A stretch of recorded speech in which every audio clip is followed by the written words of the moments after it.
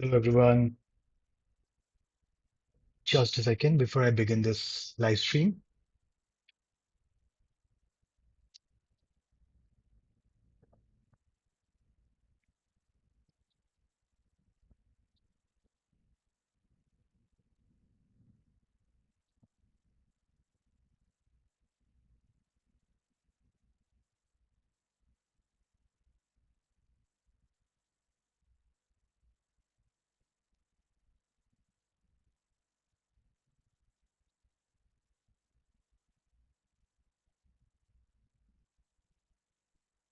All right.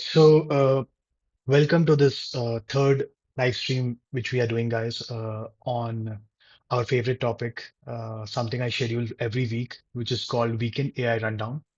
Today, we are just kicking off this third live stream.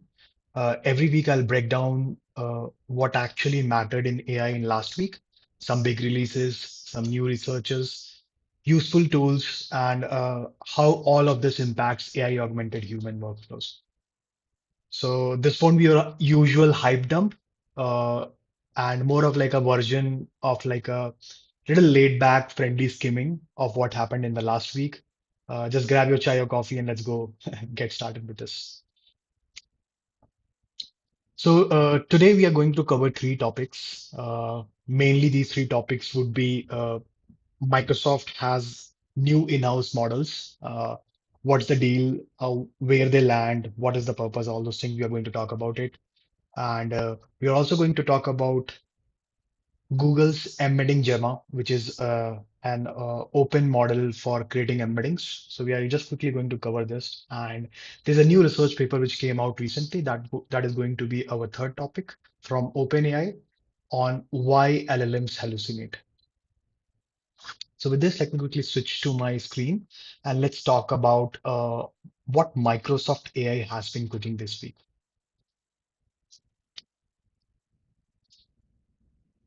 All right, so Microsoft released two in-house models, and this is little shift from what Microsoft has been doing. They have been so far partnering with uh,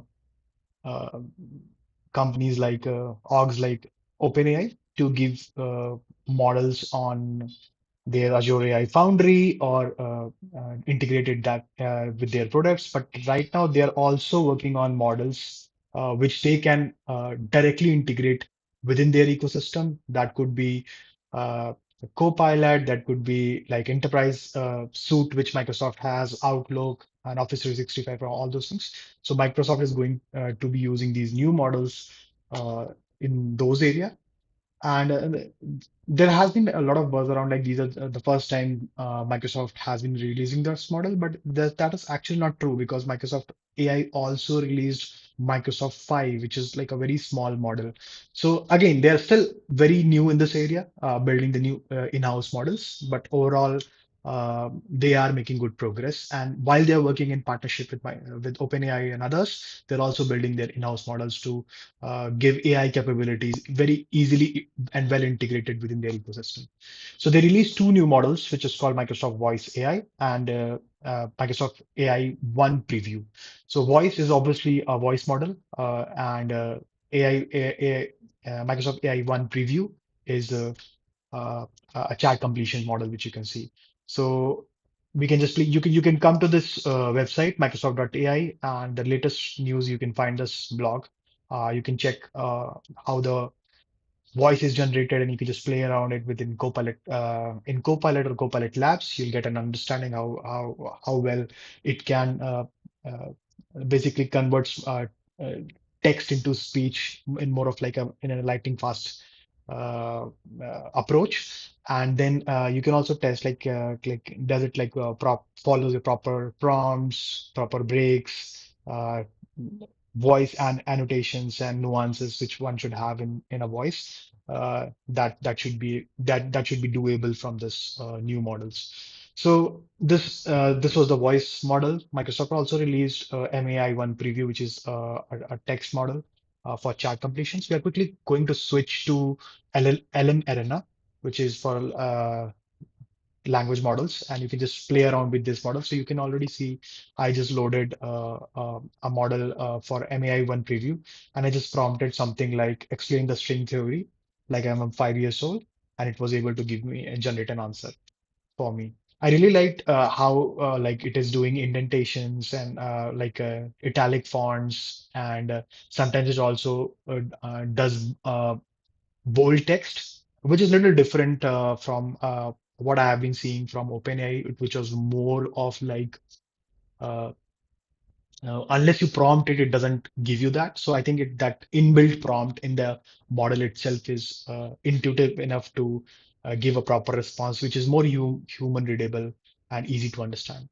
So yeah, so this is the new two models from Microsoft AI. I also few days back, around a week back, I posted about this on my uh, LinkedIn feed, and I wrote a small PDF which I can just quickly walk you guys through, which talks about this Microsoft's new in-house AI leap and how this is a strategic pivot from partnering with organizations who build models to having more like homegrown models to give more control, efficiency, and better ecosystem integration. So obviously there are two models, Microsoft Voice AI, Microsoft AI Voice 1, which is a speech model. And again, it's transformer based, it's multilingual, emotional richness is there, and it can generate up to 1 minute of audio in less than a second. So, which is really great. And that too on a single GPU. And again, there is a text LLM, which is MAI1 preview, which is a mixture of experts architecture, which is trained on 15,000 NVIDIA H100 GPUs. This is very good for and optimized for instruction following and in conversations. Overall, the performance is also not like very great, but again, it's ranking like on in the list of all the models, it's ranking around like something 13th for MAI1 preview, and voice model is smoother, more natural, no like kind of giving near human expressiveness, but it's not like something very amazing. Obviously, there are some limitations. We are not going to cover that. Some use cases, obviously, Microsoft has all these productivity tools like GitHub Copilot, sorry, Copilot, Office tools. We have VS Code, and all these things can be integrated with this model. So that is going to be the use cases. And some there is, and obviously, there is some competition around this. For example, 11 Labs and OpenAI also have voice APIs and models. So there is definitely competition there. And then MAI1 preview is obviously it's strong entry, but it's not up to the mark compared to what GPT-4, 5, and Anthropic Claude models are giving today. But it definitely, since it's a homegrown model, it gives them better ecosystem and integration into their product suite. And if you want to just check it out, just go to the Microsoft AI announcement page, try these models on Copilot Lab or LM Arena, and you should be able to fiddle around with this, how this piece work. All right, so with this, we'll switch the topics now, and we'll move to the next topic, which is why language models hallucinate, which is a new research paper which came in. And let me just open that as well. So recently, OpenAI released this research paper on September 5th, and they're talking about why models are hallucinating. So this is a long blog post, and there is a research paper which is linked here.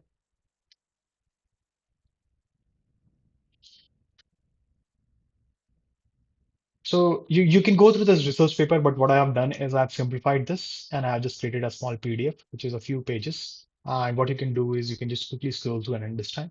And there is a link to this research paper in the PDF as well. But the whole idea, the core insight is that hallucinations are happening because models are trained to answer. Uh, Saying something like I don't know is penalized when model does that, and guessing is rewarding. So the more focus is on generating an answer somehow rather than having a proper accurate answer.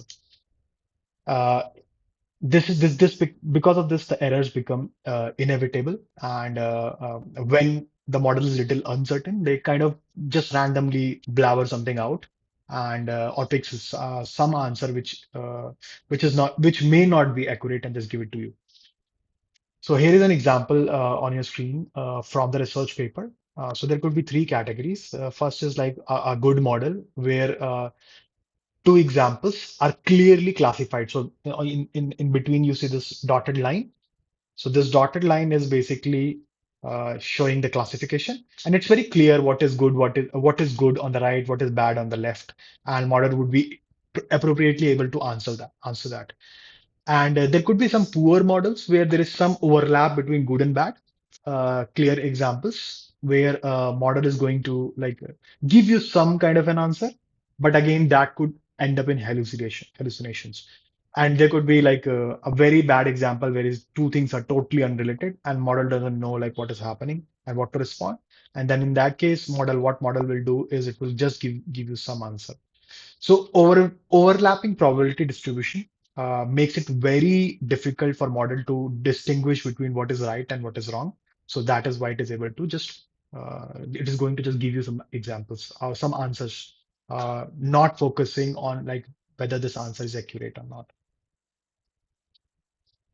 So focus is more obviously the focus is more on sounding right, not being right. Which is what this research paper tells us. Confident fluency over faithful accuracy is the intent. So this has to change somehow, right? So this there is a problem of incentivization of like confident answers, and that is why this problem occurs. Because we have trained models to maximize scores, not truth. We prioritize fluency over fidelity, and we try to deliver more confident answers even when we are unsure. So this incentive problem has to be fixed. So, and how to fix this problem? To fix this problem, we have to make sure there's abstention. What is abstention? It is like choosing not to answer when unsure. So when model doesn't know what to answer, instead of just blabbering out something, it is supposed to just say, "Hey, I don't know this." And if you remember recently with GPT-5, uh, OpenAI did some new architectural improvements where they're also talking about safe completions. And this safe completions is again something on similar lines on focusing more on abstention instead of just giving some answers or just hardly refusing like abruptly stop answering. So have like a gradual degradation and saying that I don't know this answer is what abstention is. It's like a student skipping a question instead of just guessing it.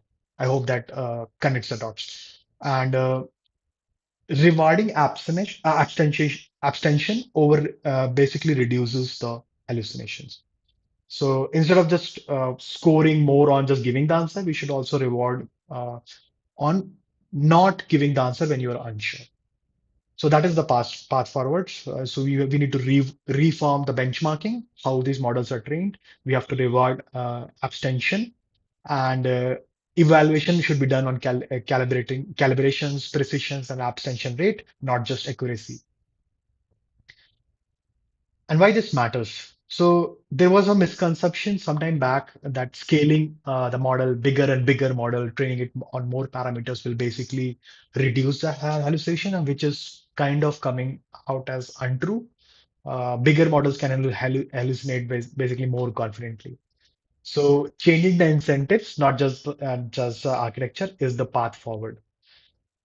The bigger picture of or the takeaway from this is hallucinations are the rational outcome of the flawed incentive. So the problem is we have an incentive problem here when we are training the model, and to fix this we have to change the exam, not the student. So scaling the model and changing the model is not the answer. We have to also change how we are training these models, how we are fixing the incentive problem, and then we'll get better responses from the model, and we can kind of reduce the hallucinations as well.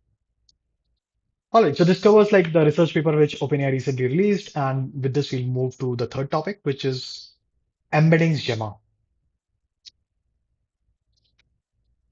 This was the safe completion topic which I was talking about earlier. Sorry, I'm just digressing a bit here. Safe completions is from hard refusals to helpful limits. I just covered this in the 14th newsletter which I wrote on Beyond the Code with Pratik. If you just want to check it out, it's linked on my LinkedIn profile, where I just talked about the GPT-5 architecture, the safety controls, which we are talking right now. and API controls. So with this, we'll switch to embedding Gemma. So this is something great. Google recently released something called embedding Gemma. So this is again a new model which came out, which is designed specifically to be on device. So model is so efficient and small that can basically sit on your device and it can perform like embedding generations. So why this is a game changer is because now what can happen? The entire RAG stack could be sitting on your phone itself. So you just upload a bunch of PDF files, just an example. It can generate embeddings, and when you query that PDF, it can very easily do a RAG embedding comparison, semantic similarity search, and all those things very easily because the embeddings are generated itself on the a very small device, and we can have this on device itself. So this came out. This is kind of like moving towards having lesser dimensions of embedding generated, but on smaller devices, uh, which could be like game changer in terms of on-device AI, and also can also help in safety controls because if you're sending our data, embeddings are generated on on some third-party app or through an API. It may not be secure, and if you can do things on device, you can also maintain the security of overall solution. All right, so it is doing well on like MTEB benchmarks, which is like massive text embedding benchmarks. You can just check what this benchmark is. There is a link embedded. Go to developers.googleblog.com to find this article. And because this is a very small models, this can work offline as well, and it can sit on your device, and that is going to be game changer. And more such research and models would be coming in future, and that is going to change how things would be. Safe AI, secure AI, private AI running on your device would be happening. And this obviously integrates with all your favorite tools. You can run this on your laptop using Olama. You can also download LM Studio on your computer, and you can have this running very easily. And they're doing it on Transformer.js as well. Interesting. So this could also be embedded inside a browser, I believe. So go check out this video. These are some new things which are coming out. These are the three things I wanted to cover very quickly today in this weekend AI rundown. Uh, and just to basically talk about things what are going through this week. And with this, I just want to wrap up quickly. So we overall basically covered what some of the uh, Microsoft AI in-house models and what they are meant for. We also covered very quickly why models hallucinate and what is the incentive problem and why scaling is not the solution. And you can also fix the incentive problem, and that should eventually fix the hallucination of the model.